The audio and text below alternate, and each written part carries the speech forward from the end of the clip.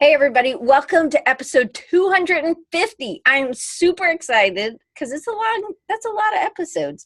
But I'm really excited. I have been stalking or whatever you want to call it, Scott, for probably 3 years. I found something that he had posted that I take screenshots of, and it was a pig on a pogo stick. And do you know that image? Do you remember drawing that? I remember it. Yeah. I love that image. It had such energy, and it was so inspiring to me, Scott, that from then on I was hooked, and I was like, this is somebody I got to make sure that I know what he's doing. So I've loved Scott's work for a long time. So I'm excited we've been able to hook up a couple times online. And so now I'm excited to be able to give him the whole floor, and he'll be talking to us about kind of this cool combination between music and cartoons and how he's kind of made his own niche with doing that stuff. And also just, he's been really forthcoming in what he does for marketing and how he connects with other people. But he kind of started off a little late, I guess, maybe, sort of, not really, going to school.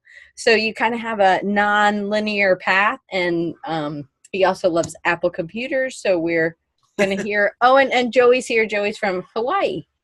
Oh, awesome. Yeah. I love Hawaii. Or my mom would say Hawaii. Hawaii. Anyway. Hawaii. Yeah. So we're, anyway, Amy says, Scott, I love the Everhart Snoopy poster behind you.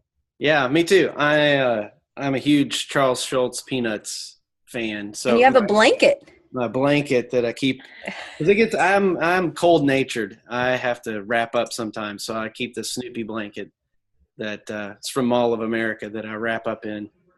So yeah, huge Snoopy fan.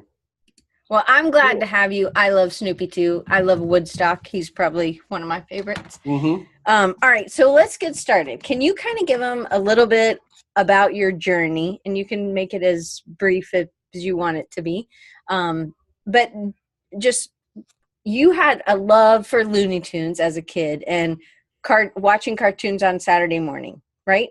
Right. So then how does that get you to doing what you're doing now? And then whenever you want to show work, just pop it up. All right. Well, whenever I think about it, I don't think I could have ended up being anything else.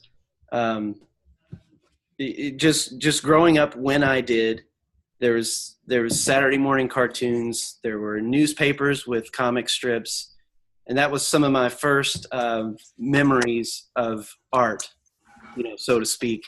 I grew up in Kentucky, so I didn't know any professional artists, or that was my introduction to art. Mm-hmm. So those cartoons and the comic strips and the children's books. I loved the books like Sid Hoff, Danny and the Dinosaur. That, I have memories as a kid, like reading that over and over.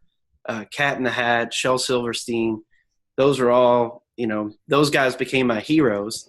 And then the time period being as it was, I'd go to school with like a Kiss lunchbox. I'd have Kiss on my lunchbox and Looney Tunes. And it's like, I couldn't, all these people became my heroes, these musicians that I would see and listen to. And the artists that I saw. So really just that mix of 70s, 80s kind of stuff kind of came together, and I'm very much a product of that. And Looney, the Saturday morning cartoons. When I say that, I'm specifically referring to like those Warner Brothers, Bugs Bunny cartoons. I love the Hanna-Barbera stuff too. I don't have any real memories of Disney stuff on television, although Jungle Book was my favorite. I like the Jungle Book. There wasn't as many Disney movies when we were in high school. Is when like Little Mermaid and all that stuff kind of they did. I remember Lion King coming. It was like, man, Disney's they're really hitting it again.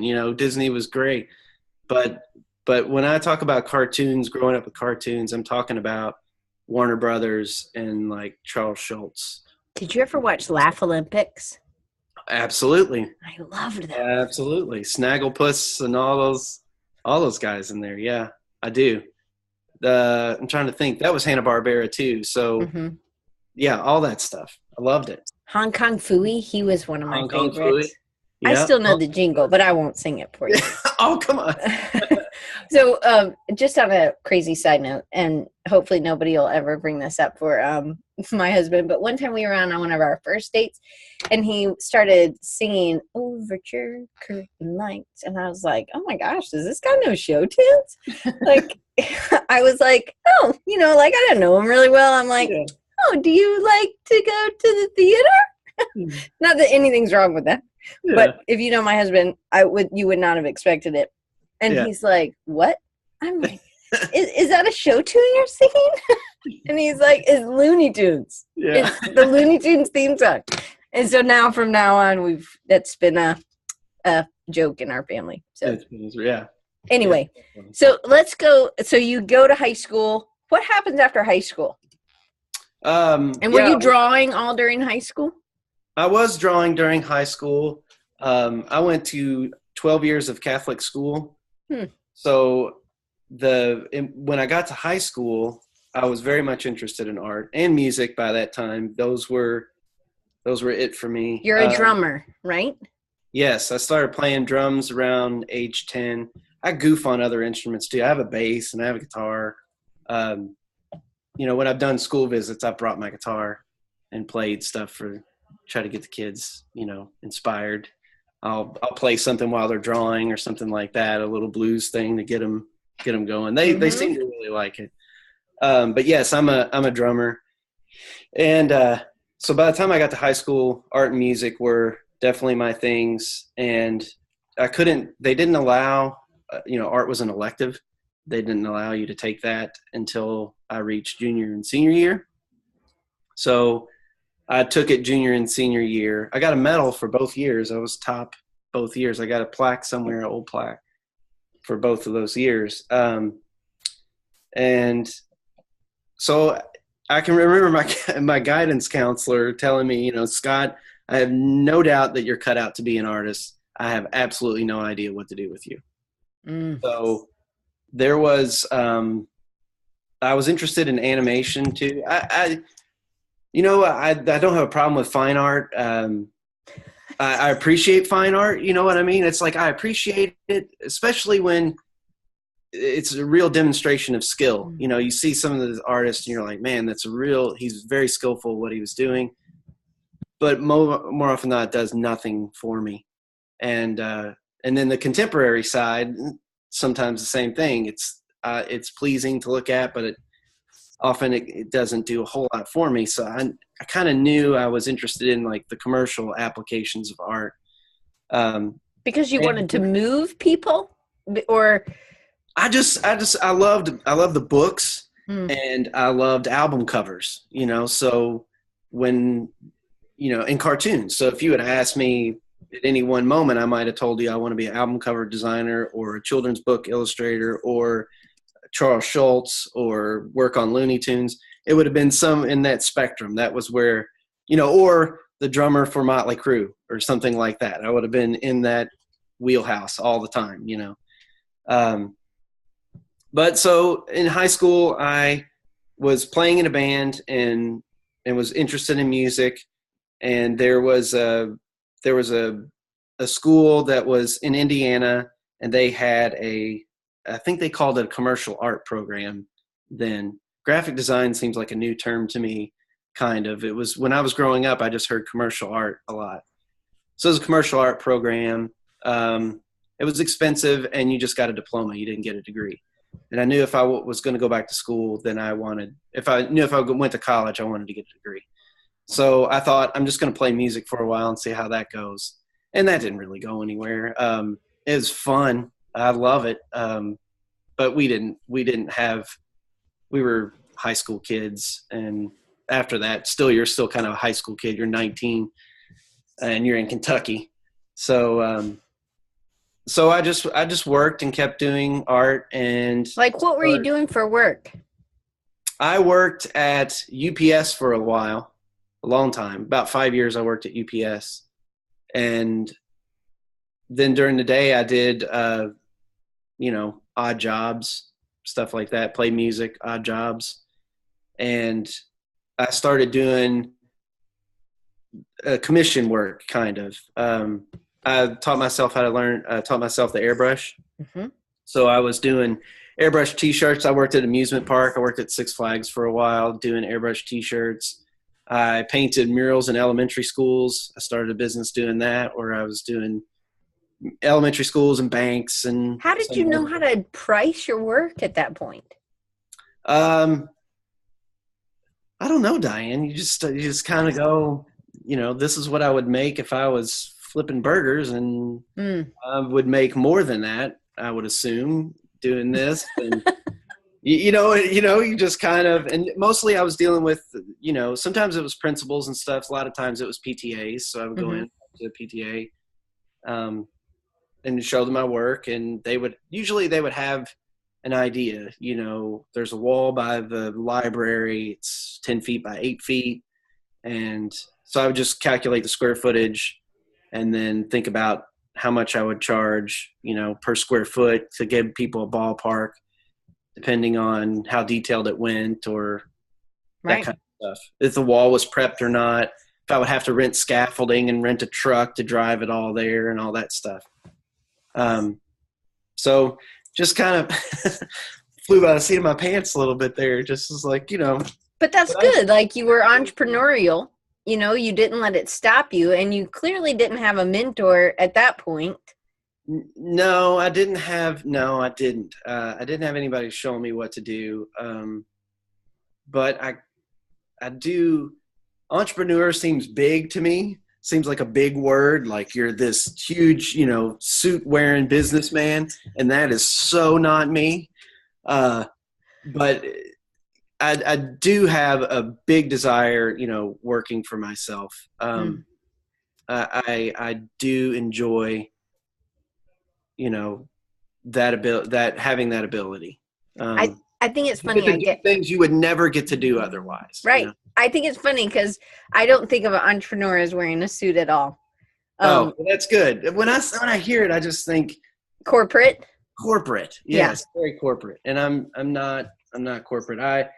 And then when I went to college, I did end up going to college at the University of Louisville, and I was a graphic designer there for 10 years before going full-time freelance. But I just, some of the things, I'm just thinking back, different jobs I've had, and sometimes there would be, I remember one job I had, there was a woman, and she was an older woman than me. I was probably 22, maybe a little older. I don't know, but she had to tell me about this mop bucket. There was a mop bucket, and she explained it to me, and I'm like, man, this is, you know what I mean? It's just like, I got to work for myself. I'm standing here listening about this mop bucket. And I worked at a grocery store for a while, and there'd be people telling me facing up products. No slight to anybody here that's working at the grocery or whatever. There's nothing wrong with it, but they face up things, as things get depleted on the shelf, they face it up. And there's this proper method of facing it up. And I'm like, it's Cousin Willie's popcorn. You just pull it to the front, stack it, right? I mean, let's just move on. So I knew that working for myself would probably be a good fit for it. Not that I'm, would be mean to the person or anything like that. It's just what there's got to be something more to my life than facing up, Cousin Willie's popcorn. There's got to be more to this than, and I got to find out if there is. If there isn't, then I didn't find it. That's fine. But I got to find out if there is. Doc says he got 6 more aisles to do, lady. Yeah. Got 6 more aisles of Cousin Willie's to go. I can't, anyway. All right. So you go, you kind of work some jobs, you go back, you get a degree. Now, was it like you were there 4 years, you gave all, but no, right? You were working full time and going to school. Yeah. I let's see. No, I started going to school. It took me twice as long as it would a normal person. Because you were facing up facing up stuff. Because when I started there, that's when I was doing the mural business. So I was in college and doing mural business. So with a lot of schools, they didn't want you there during the day, Right. because there's kids running around. You have scaffolding. So I would come in about when school was out and then work until maybe 10 o'clock or till I just got too tired. Or when the cleaning staff started to leave to lock up, I would walk out with them. So I was doing that. And then I helped a professor with her Mac, and she told me about a place that on campus that was looking for somebody to do that, to help professors with equipment, their technology. So I thought, I did have some breaks during the day. I thought I would maybe try that out and see how that went. And so I went there and got the job. And I think the first day I was there, they asked me what I was going to school for. And I said, I'm going to school for design. And they're like, can you make us a poster? We're going to a conference. Sure. So I made a poster, and then I never did the job they hired for me for, not one day. From that point on, I started doing design work. And then maybe 6 months in, they offered me a full-time job there. And at first I said, no, I'm going back to, I'm in school and I'm doing this. I have a business. This is what I'm doing. But they threw me a curveball and said, when you work for the university, then you do not pay for your tuition. It's reimbursed. So, or it's not reimbursed. I forget the term. If you make a C or better, they pay for it pretty much. Yeah. Right. Yeah. I mean, if you make good grades, that it's covered. So you had a family at some point, right? You were married. At this point, I was married, and we did not have kids yet. Okay. So, so they offered me this full-time gig, and then I came back and I was talking to my wife, and we were kind of, like, I'm borrowing this much money, and if I did that, and really kind of doing it. So I ended up taking the job, and it was great. I mean, it was fantastic to be on campus and working, and they were very flexible with me schedule-wise. I have class. I'll be back in an hour and a half, and I'd come back, sit right back down at my desk, and go right back to working again. It was perfect. So the drawback is that it took me 8 years or something close to that to complete it all. But I got to do it, and got to stop paying for the student loans and pay those back. And so, yeah, that worked out really well. And then I ended up, over the course of time, I worked there 10 years. So. All right. So then how did you make that jump from working for because there's a lot of stability in that. And I Absolutely. think were you building up your freelance business? And then how did you make that jump? And was that next jump going to full-time freelance? Yeah. Yes. So thinking about where I wanted to go with design or whatever, what I wanted to do. I was still very much interested in illustration and freelance. I did start freelancing. I was doing design work at the beginning, and, from doing the illustration work, which was much more non-design, I really wanted to do that. But I wanted to do children's market illustration. I mean, which is a specific niche, right? Over the course of time, it's a lot of self-analyzation and thinking, like, what did you want to do, Scott? What did you want to do with your, talent and career and life and time? What do you want to do with it? And I was like, man, that's what I really want to do. And so I started focusing more on that. I started taking less design freelance and more illustration freelance, and guiding my freelance work toward that. Okay, so I have a question that's not on our thing, but I think this is kind of pointing to maybe Doc. I feel like you would ask this question, and Doc will be there, so you should make sure you meet him too. All right. So he's gonna have tons of new friends after this next week. So how? So you kind of knew what you wanted to do, but then what did you do to focus in? Because you can say, hey, I'm going to do this type of illustrations. Were you doing marketing for yourself that was, children based, or were you doing self-initiated projects and then putting them out there? How? Because you can say you want it, but unless somebody's coming to you with these things, it's hard to like only do that kind of work. Do you know what I mean? Right. You can't just say you want things. Right. The world doesn't work that way. But I thought about stuff that I wanted, the type of work I wanted to do. I wanted to do children's books. I want to do magazines. I just thought about all the different things I wanted to do. And one of the things I wanted to do, one of the first things I remember is wouldn't it be cool if, or if this is, ask yourself, what if I could do this? And one of the things was, what if I could do the packaging for Hot Wheels? I would love that. I loved Hot Wheels when I was a kid. What if I could do what if they said, Scott, we want you to do packaging for Hot Wheels? What would you do? And so I said, well, I looked at the packaging for them, and there's they had these really highly rendered Photoshop cars. So that's not kind of how I would approach it. Maybe I would approach it really graphic and flat. And those cars were always like characters to me. How can I make them lively and, fun? Because Hot Wheels were fun. And not that the Hot Wheel packaging, I'm not knocking it all, but it's just highly rendered. It's like race car looking. And I was like, I love fun. That's fun is me. So how can I make it fun? If they called me and said, we want you to do the packaging, how would you render the cars? So that's what I started. What car would I render? Instead of just like an 87 Camaro, I chose cars that I liked as a kid that were on pop culture cars, like TV shows and things like that.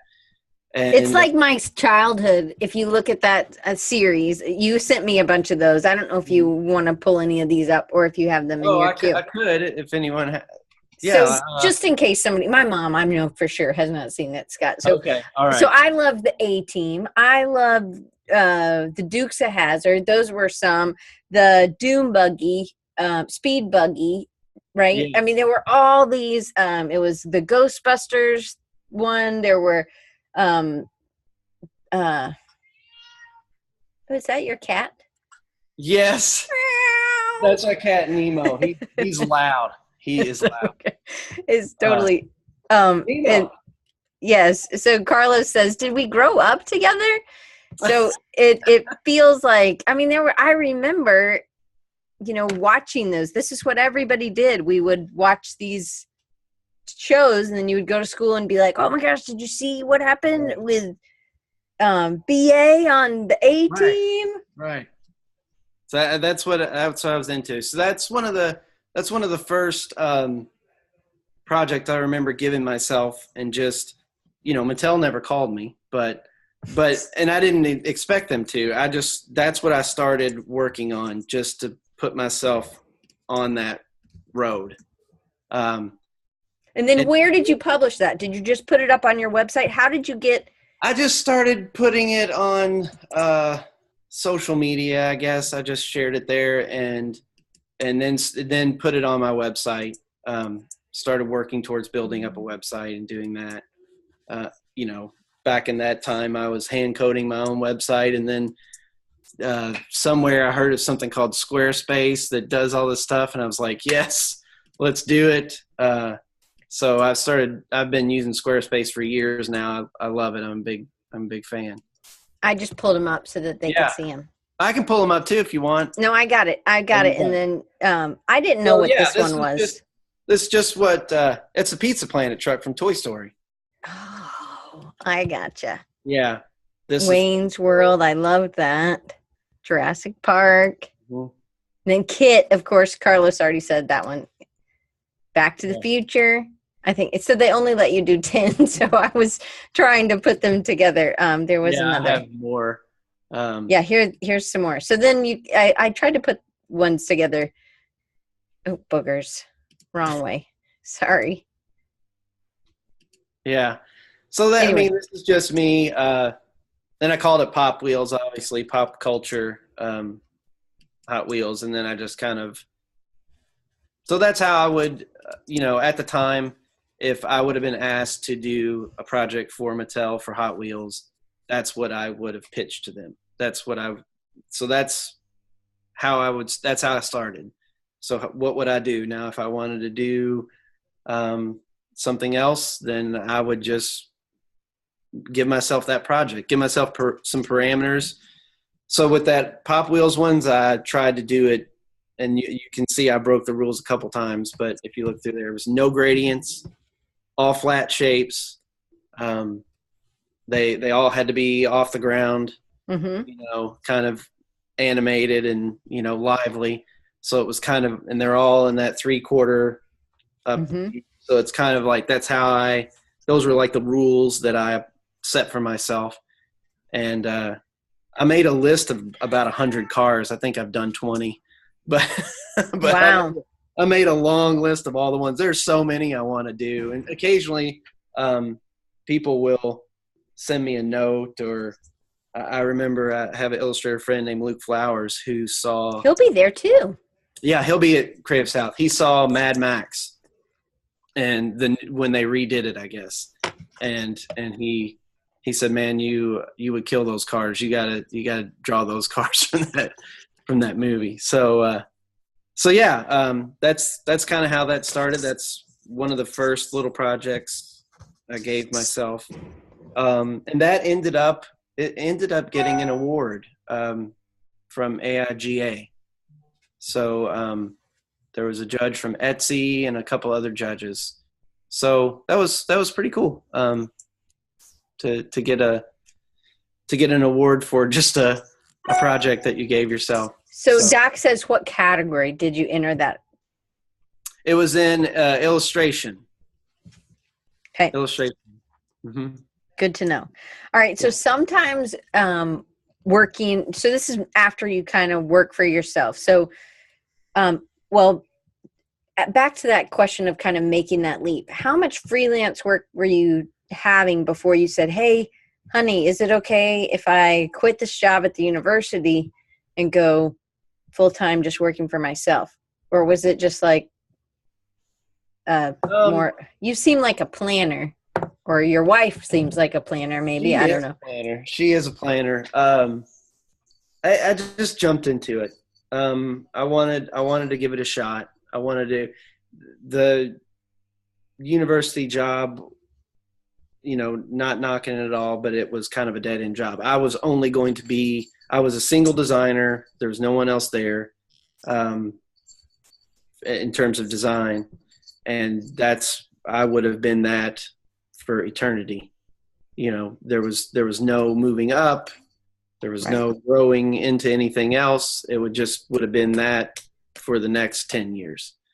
So I was unhappy in that respect, so I just jumped into it. All right. So you jump into it. How long have you been doing it now, working for yourself? 3 years. All right. So 3 years ago, you made the jump, and so that you could work with Nemo, your office mate, right? Yeah. All right.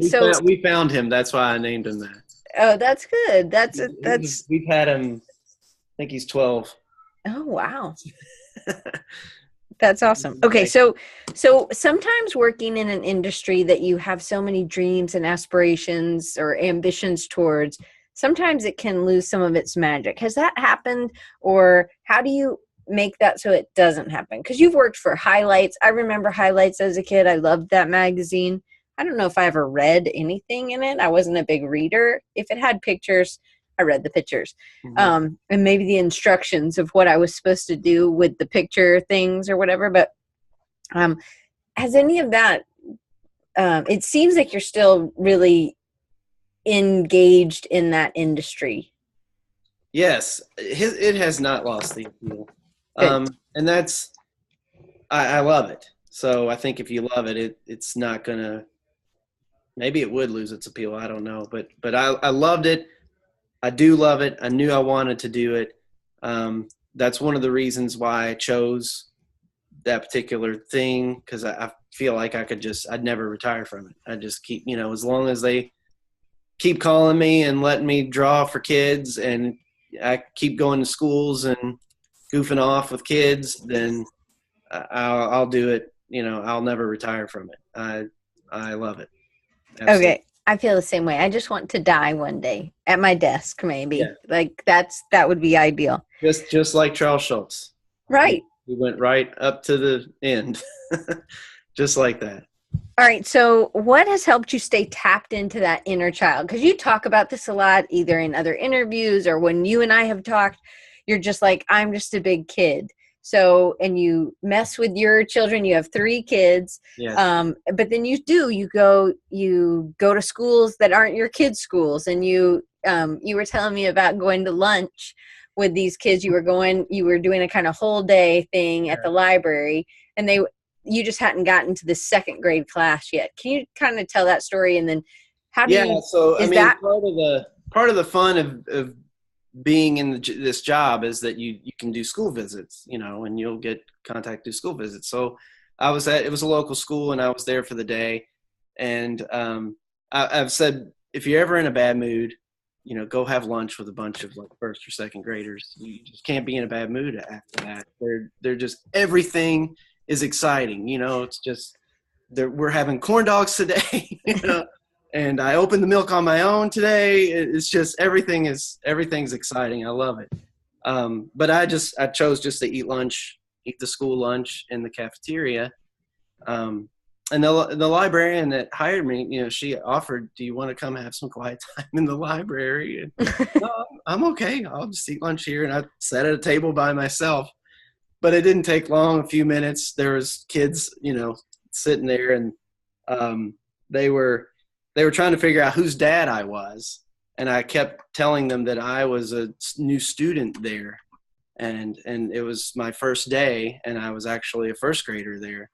And they kind of gave me this look like, I know this guy's messing with me, but I don't know for sure if he's messing with me.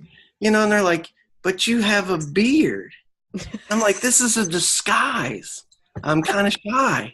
It's my first day, and they're like, you're wearing a ring. That means you're married. No, I got it out of the bubblegum machine. I'm telling you. And so I kind of had them going a little bit, Of course, if you'd asked them, they were like, yeah, he's totally messing with us. But I hadn't had this particular group of kids yet. And so when their class came into the library to hear the presentation, they all saw me, and they're like, you were the one who was messing with us. We do it. And I was like, you didn't know, did you? Not all the way, though, did you? So I had this like lunchroom clique there. It was awesome. They were high-fiving me on their way out, and that's just fun. I'm kind of an overgrown kid. So is that a way you kind of tap into that childhood, or is watching your kids do things or your kids' friends do things? I always think having kids helps a lot. Having kids helps a lot. It legitimizes a lot of stuff for me, because like the movie Finding Nemo that made me think of it, I didn't have kids. I was married, but I would go see matinees by myself because I really wanted to see that movie. And so there's all these families and kids, and there's this older dude in there like watching this movie, like cheering when stuff happens. I'm like, yes, and they're like, man. And people would come over to our apartment and ask my wife, Maggie, how many kids do you guys have? Like, none. There's a Powerpuff Girls DVD on your mantle. That's my husband. So yeah, I don't know. I love that stuff as a kid, and I never lost it. In high school, I would rush home and to try to catch Animaniacs. And if I got home and it was too late and I missed it, I'd be so distraught. There was no DVR or anything then, and like, oh, I missed it. I bet it was awesome. I love the Animaniacs. I did too. I remember them.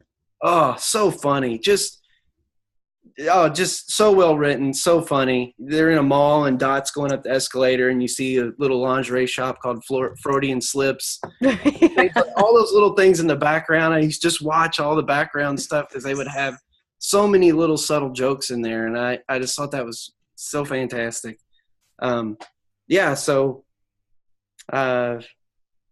So Paige asked, do you like Foster's Home for Imaginary Friends? I don't know that one. So Scott, you need to look that up. I think I've seen that one. Foster's Home for Imaginary Friends. I'm trying to watch this chat thing, and it's okay. I'll send it to you later if you want. Okay, I jotted it down. Okay, so did you ever end up getting kind of a mentor, or did you just do a lot of research? Because I know you got involved with SCBWI. So yes, I don't even remember what the S stands for, but Society of Children's Book Writers and Illustrators. And I actually joined because of you, because you had really like connected. You did things with them. You met people, and I was like, this weekend, I was like, you know what? Not that I think I'm one of those people yet, but I was like, I would like to be maybe one day. So I just went ahead and joined, and I was like, we'll just see what this is about. Yeah. So, no, I would get things like you're talking about marketing stuff. There's the Children's Writer and Illustrator Market Guide. They have one for designers too. Those books that you get. Yeah. Like this, but not 2006, but one for. So I think I have 2017, the Children's Writers, and then I have a 2015 Artists and Graphic Designers one. And they talk about the society, SCBWI, in that magazine or in that book, and I don't know why I had some aversion to it. And I have a good friend, his name's Rob McClurkin. He'll be at Creative South, and he's like my brother from another mother. He's awesome, and I would say he's kind of like a mentor to me. So how did you meet him? We met through Dribbble, a website. Okay. Dribbble. Do you know Dribbble? Yep, we know Dribbble. There was, you could post and get feedback, and then he maybe posted some drawings. I think he posted some drawings. I gave him some feedback, and then it was we're talkers. He and I are talkers, and if we got to type something and try to have a type chat, it's excruciating. So I'm trying to give him feedback, and we're both like, "Do you want to just talk on the phone?" Yeah. So we just started talking on the phone and Skyping and became friends. We've been to a bunch of conferences together, and he's great. But he was the one that really said you should join SCBWI, and I'd heard of it, but I never had anybody give me a personal recommendation. Like, I know this organization, it's good. Right. So through him, I joined that, and that has been great, fantastic. That if you want to work in the children's market, if you want to do books or any kind of children's publication, I recommend you join it. If not, just for the information that you get. At some point you will come up to a level where it's like, okay, I know all that stuff now. I want to go this way with it. But they give you something called another marketing thing called the book, and it's like that Illustrator's Guide. With your membership, you get this downloadable PDF, and it has art directors, their names and how to contact them, whether or not they're looking for submissions or closed to submissions, or just how to contact them, how they prefer. Some will say send postcards. Some will say send me a PDF with 3 samples. That's a huge benefit to being there. And then they have conferences. When you're in it, you'll have a regional place, and then you'll have the main conferences. They do one in Los Angeles in the summer around August, and then they do another big one in New York around February. Those are their 2 main ones, and then they have regional ones too. Cool. And so you've actually gone to the regional one as well, right? Yes, I've gone to New York a couple times, 2-3 times maybe. And then I go to the regional one as well. Rob and I both go to those. So that you go to the one in Nashville, is that right? Yes, my region is in Nashville.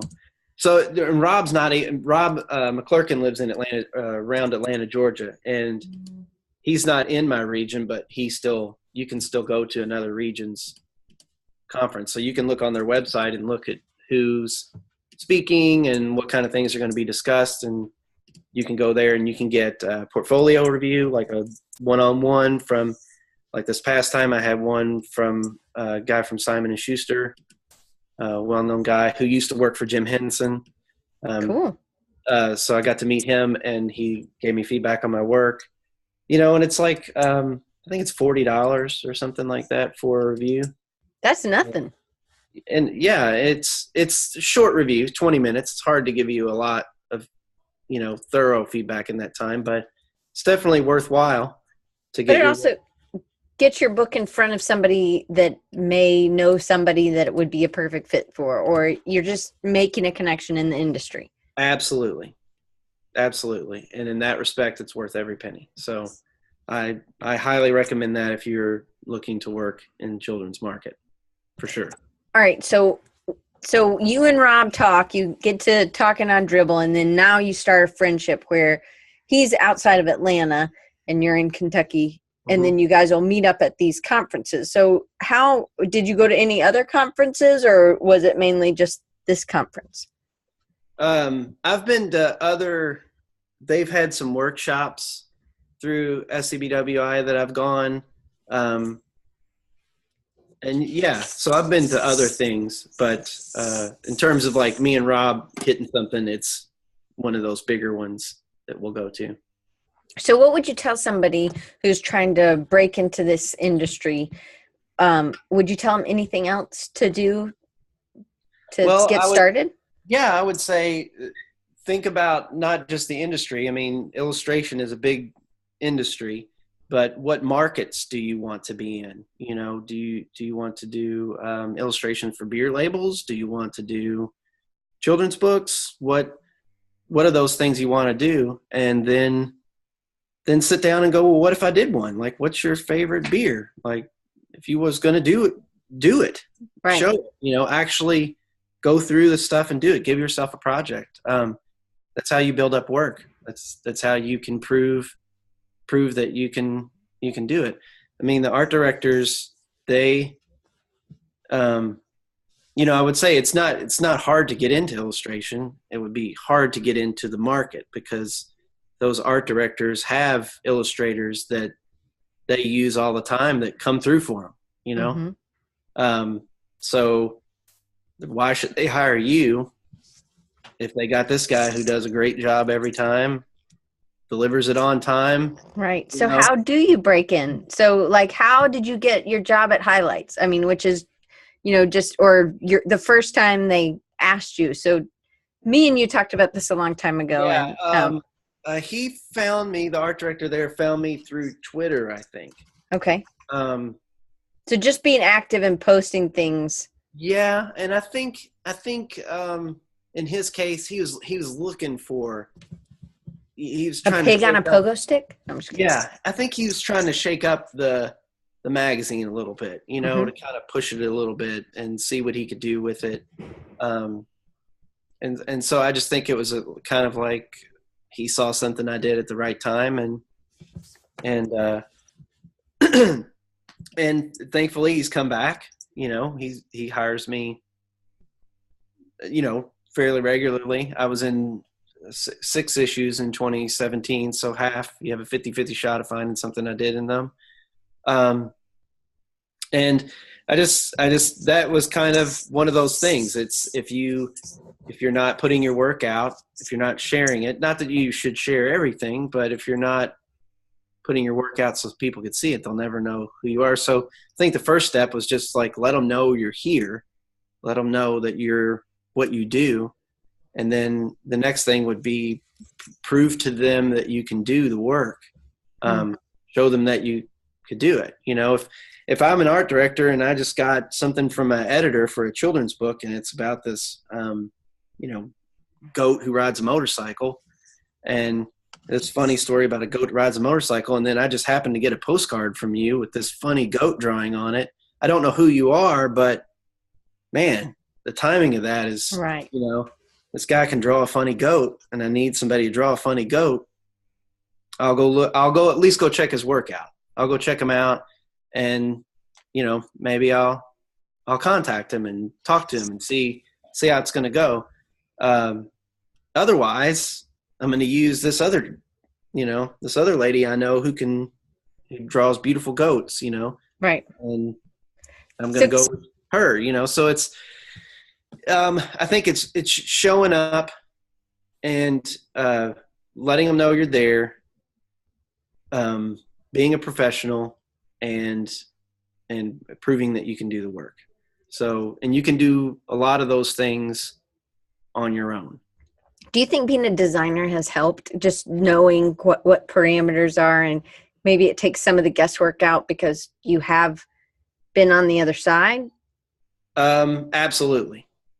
Being able to confidently put together a postcard, you've done it a million times, you know what you're doing, you know how to set up a file in InDesign, Right. how to set up a file in Photoshop, you know how to send that to the vendor, that it's going to get printed and the colors are going to look like you want them to look. And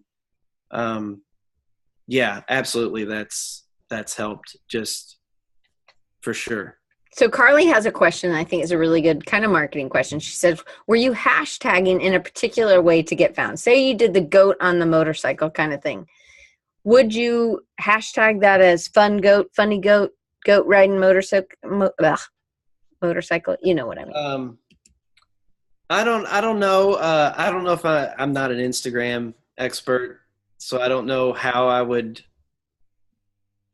I don't know. That seems like alchemy to me, mysterious alchemy.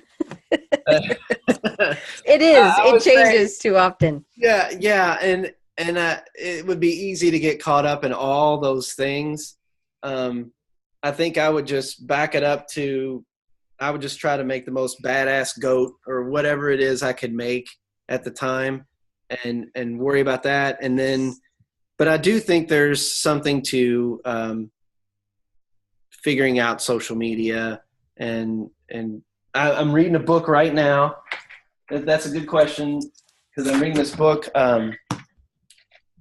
Jab, Jab, Jab, Right. Oh yeah, Gary Vaynerchuk. I love that book. So I'm reading this right now, and it's all about that kind of social media stuff, because I'm not an expert on it. But yeah, I mean, if I was hashtagging that, I would goat, funny, motorcycle, right. Whatever pertinent things I could come up with when I was doing it. And there wouldn't be much science to that. It would be when I was putting it in there, what I thought would be applicable to that. Because I think it does change. It does. But then instead of just analyzing that to death, you're moving on and doing more work. So you're being more consistent and more prolific than just being so mogged down. You know what I mean? Bogged down in the mire of hashtags. So you'll just kind of do it and then move on and hope it gets something to someone at the right time. Yeah. I mean, yes. And the purpose of me, I know it sounds funny. I mean, but the purpose of me making that goat in this example would not be for me to share it on Instagram. Right. The purpose of me making that goat, because I don't know, something struck me funny, or I just wanted to draw a goat that day, or I wanted to experiment with a color combination or weird shapes on a character. That would be the inspiration for making the goat. And then it sounds bad, but the Instagram sharing part of it would almost kind of be an afterthought. And like, yeah, this goat's pretty funny. Maybe I should put him up today, Do you try to post every day? I don't post every day. I know that there's some of that too. You should post every day. Now I'm doing a 100-day project, so I will post every day for that. So tell them about this. You've actually done, like at Halloween, you did these children's pages, right? Like coloring pages or whatever. Activity sheets. Yeah. So this was I was at a school, and I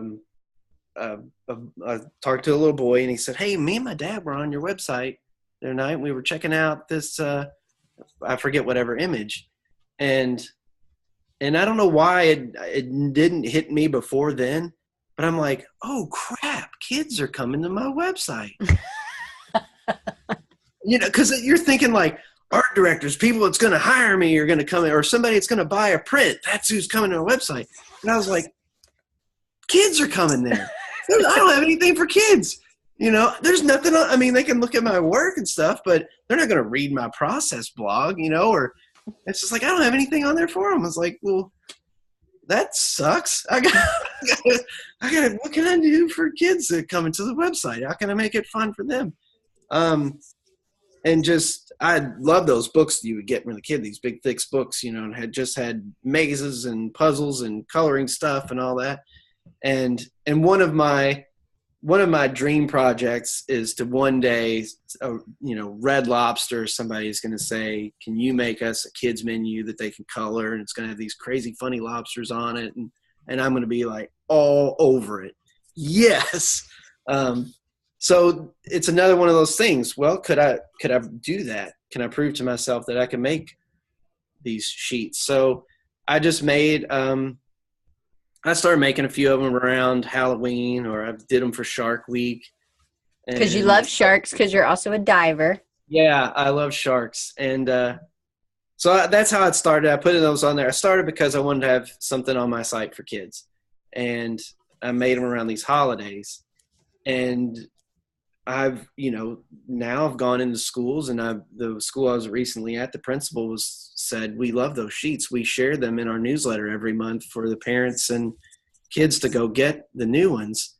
I'm like, holy crap. That's, I didn't really think that it would be, that a school would be sharing it, So I wanted to take part in this 100-day project. I listened to a podcast called Creative Pep Talk a lot, if you guys listen to that podcast.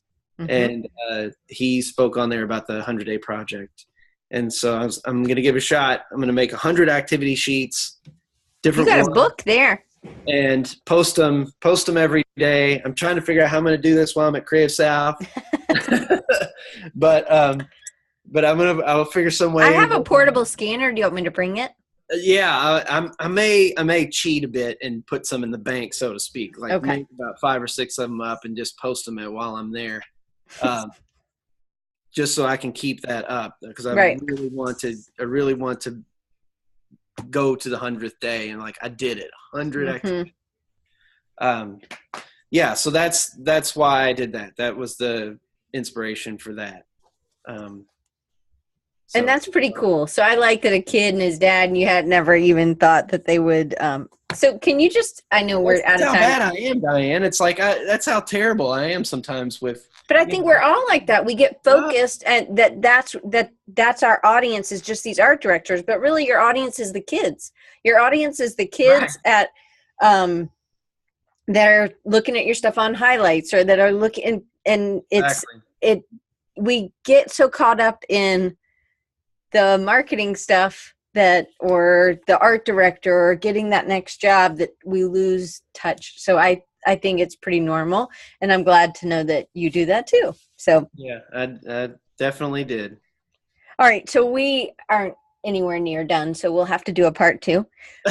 But I wanted you to at least kind of give them a little hint of a little bit of your process. Can you show them a little about and talk to them about how you work? So do you start with pencil? Do you start with a blue pencil and then go? Yeah, Josh says part 2. Yeah, I didn't get processed stuff. I should have. Oh, you didn't. Oh, yeah, you do. You have those heads of that chicken. That's sort of. I'm gonna do this. I'm gonna share screen and click it. But you can talk about it. It'll work. Is it working? Yes, it's working. Okay. Yes, so very much so. I like creating characters. That was one thing that drew me, I think, to Charles Schultz's work, is he was so good. These characters were just bigger than him. They've outlived him, and I would love to accomplish that same thing. So I love creating characters. And so when I have a character, I'm thinking of a character, I will draw them a million times to kind of, I just say, get to know them. It sounds a little weird, or get them in my hand, so that I can draw them ever how I want them. So yes, very much so. Start pencil and paper. Is this pencil paper, or is this on the Cintiq? This is on the Cintiq. I can tell a little bit. Yeah, you can tell. It's in Sketchbook Pro. I have an old Cintiq, a Refurb, and Sketchbook Pro. So that's what I will draw in when I'm drawing digitally. So usually if I'm going to share it or like put it on my website or give it to an art director, I will draw it in that to clean it up or to change things maybe, you know, when I'm on paper and stuff, I draw really fast. I do the Seamus Culhane. Do you know him? The old Disney animator. I read a book by him. His name's Seamus Culhane, and he read a book by Betty Edwards called Drawing on the Right Side of the Brain, I think. And what she was talking about, and he was thinking about it too, where when he was drawing, that's when he was creative.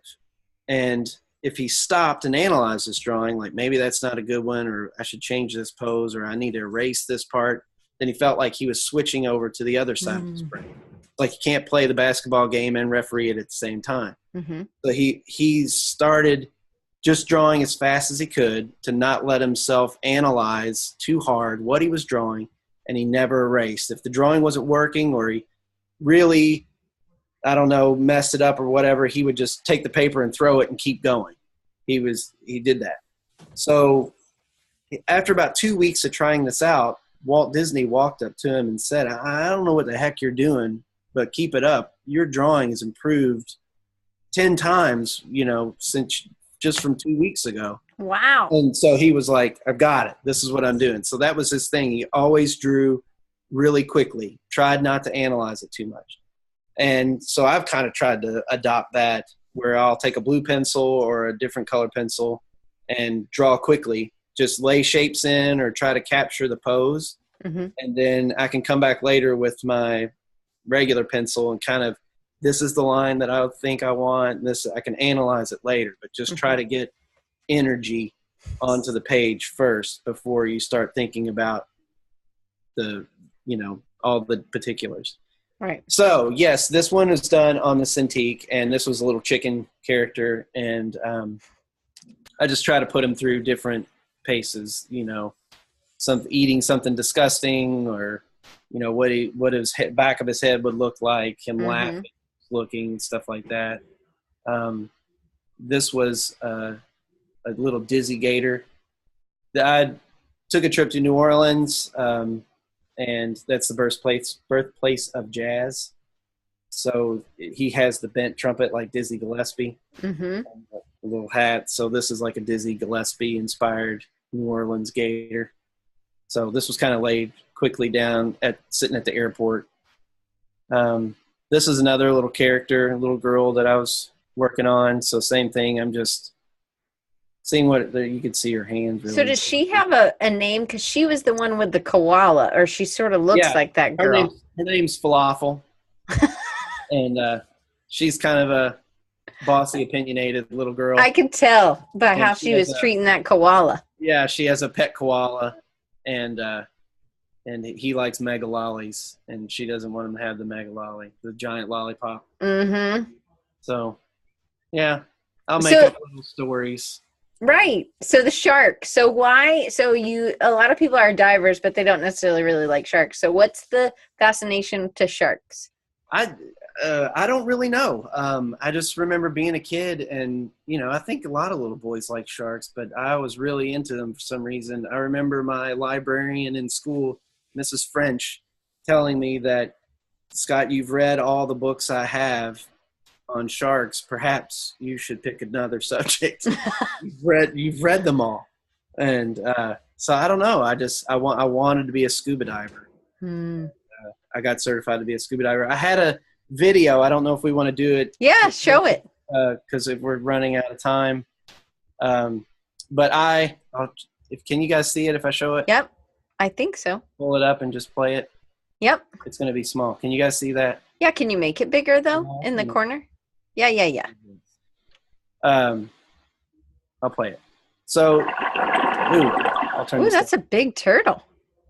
Her name is Myrtle. She's a 500-pound green sea turtle, and this is diving in the New England Aquarium in Boston. I have a friend who's a marine biologist there, and he took me diving into the tank.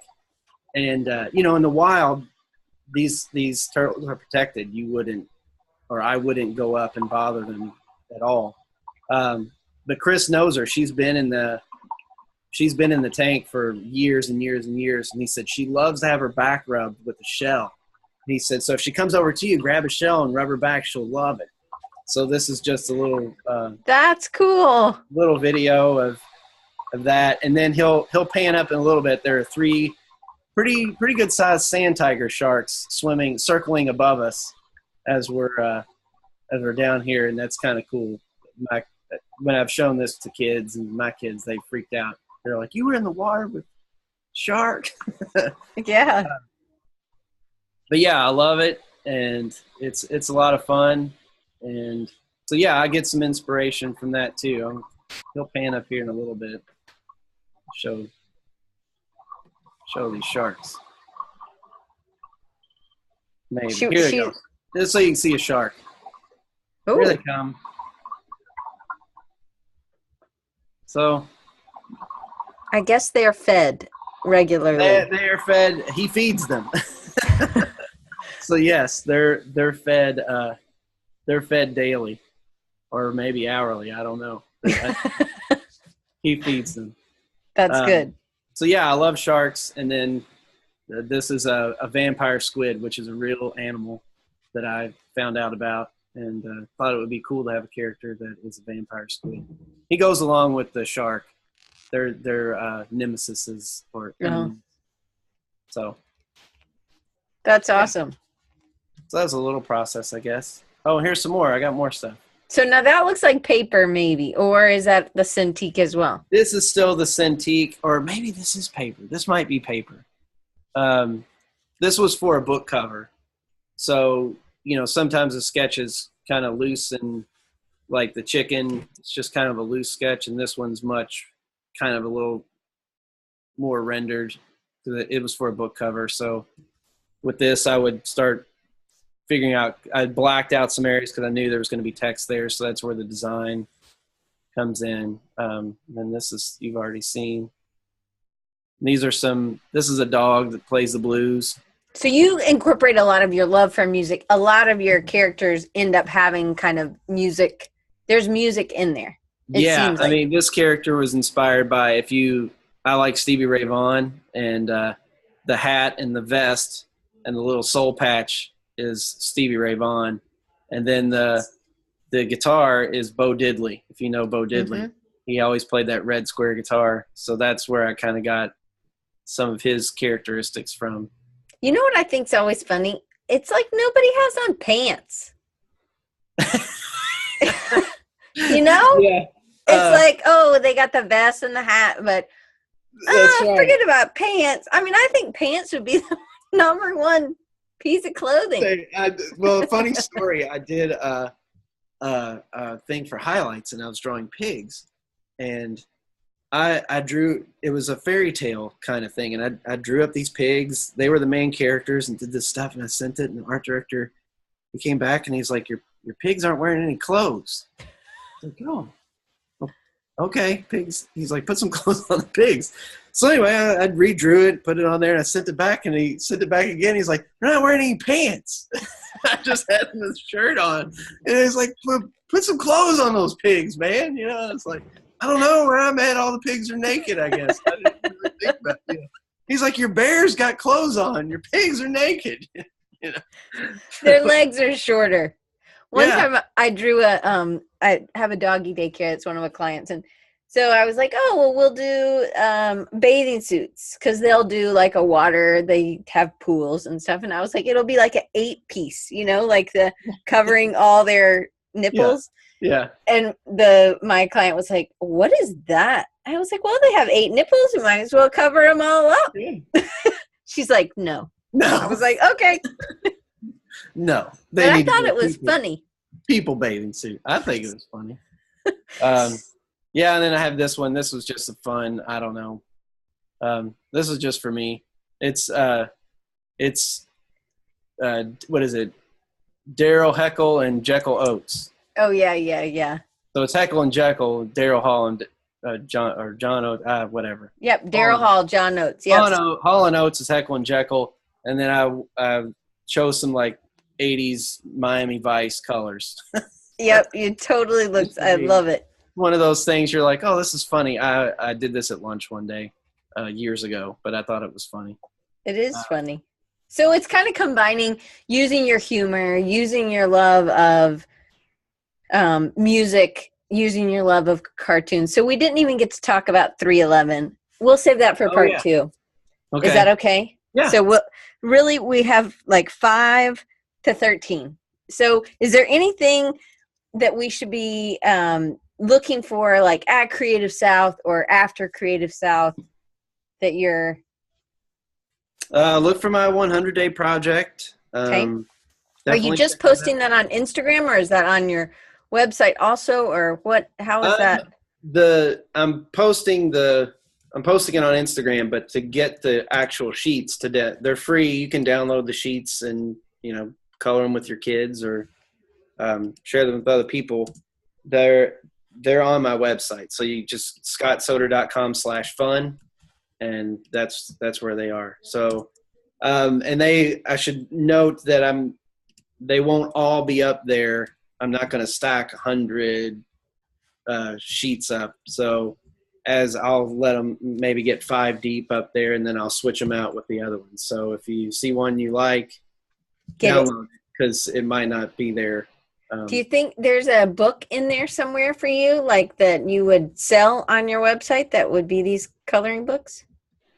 Well, that's a good idea. I know some people that you should talk to, like Brian White. He's done Kickstarter. I think like you would, anyway, he's here. So, and he's going to Creative South too. So maybe that's somebody you could talk, and the I can't remember if they're makers or masters of one podcast. They did a coloring book last year and it was a big success. They sold out. So I just think yours would be, I would get it, and I don't even have kids. It's something to doodle on, yeah. I know, but they're fun. Yeah, the high art of clothing animals, yes. For sure. Who needs pants anyway? That's what I'm saying. Right. So, chart. Oh, somebody said something about a chart. I'll have to read through this later. Well, I get to see this later on. I will. I'll send it to you. Yep. All right. Yeah, so look for me at Creative South. Love to chat with you guys there. And on the interwebs, find me on the interwebs and chat with me there too. All right, so I'm going to share how anybody listening on YouTube or on iTunes, they can do, and shout out to Caleb. His dad's friends with my husband, Steve, and my husband's name, John, not Steve, but his dad's name is Steve. Anyway, so Caleb, thanks for watching. He's watched, and I'm super excited. So anyway, just thought I'd give him a shout out. So you can always catch Scott at his website, which I put on there. It's SCOTTSOEDER.com. If you want the fun sheets, it's /fun. Hopefully you know how to spell that. On Twitter, it's at SESOEDER. So is your middle name start with an E? My Twitter is Scott Soeder Art. Okay, then never mind about that. Sorry about that. So Scott, I can't even spell Scott. I spelled Scoot. Scott Soeder Art. No, I got it now. Okay, sorry. I don't know where I got this information. And then Facebook, Scott Makes Art. And then Instagram, Scott Soeder. And again, SOEDER. And then Dribble, Scott Soeder. So all those I've shared, but I'm going to share again in the chat. And then they will be below. And if you want the full show notes, which we talked about a couple other things and a couple other books, I will put all those in the links below. And then we'll just have you back for a part 2. Awesome. And I'm glad I'll be able to see you and so many other people live at Creative South. And if you're missing it, we are going to do a Creative South podcast. So we will be doing a podcast on 2 podcasts, I guess, for a whole hour. I'm going to talk to Brian and Amy, who are in the chat now, with Will, and I don't think Will's here today. But then we'll also talk to my mastermind group. So we're going to talk about building community. That's kind of next week. So it'll come out maybe Friday or Saturday. No, it has to come out Saturday because I'm doing it on Saturday. It wouldn't come out before then. And so it'll be live. So if you're at Creative South, come by. I'm there from 2 to 3 on Saturday doing the show. So hopefully you guys will, and there is a live stream part of the, that's right, the speaker sessions. So if you, Carlos, if you just feel super left out and you want to see what everybody's listening to, you can always buy the live stream pass, just so you know. And I have no idea how much that costs, just so you know. Anybody. Carly as well. I don't know if you're going or not, but it's great. Maybe next year. Yeah. I'll plug Luke Flowers and Joey Ellis. They're doing one. So yeah. Two of my buddies. You can go check them out. For sure.